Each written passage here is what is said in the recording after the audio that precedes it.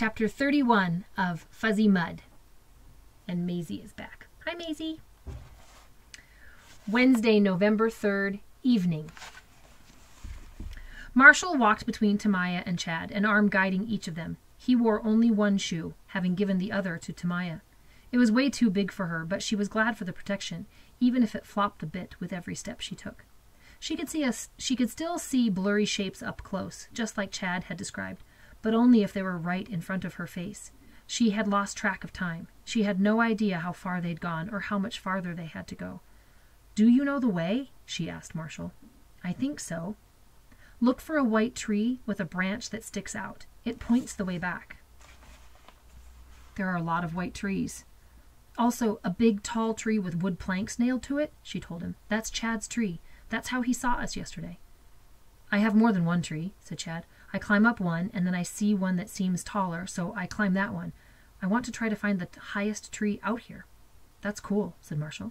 "You think? I figured you all think it was stupid, like I was like a little kid or something." "No, that's way too scary for a little kid," said Marshall. "Too scary for me," Tamaya agreed. "You? No way," said Chad. "You're not scared of anything. I'll take you guys up sometime. There are some boards at the top you can sit on." Once again, Tamaya could hear renewed energy in Chad's voice as he talked about his tree.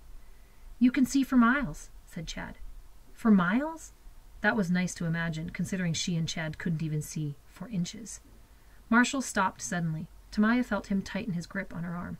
Chad must have felt it too. "What's wrong?" he asked. "Shh," Marshall whispered. "I hear something."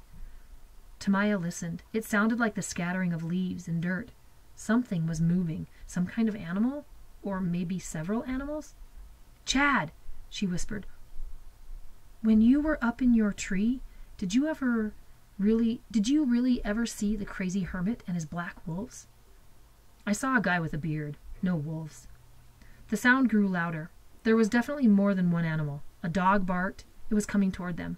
More barking from more than one dog. A dog barked right in front of Tamaya. She cringed, but then Marshall said, "It's not going to hurt you. I think maybe we were rescued." From a distance, she heard a man's voice call, "They went this way." She bent down and tentatively reached out to soft, warm fur, and a wet tongue licked her face. "Oh, don't do that," she said, not wanting the dog to get her rash. "They're here!" someone shouted, and the next thing she knew, there were lots of voices talking all at once. "Are you injured? How'd you get here? Did someone hurt you?"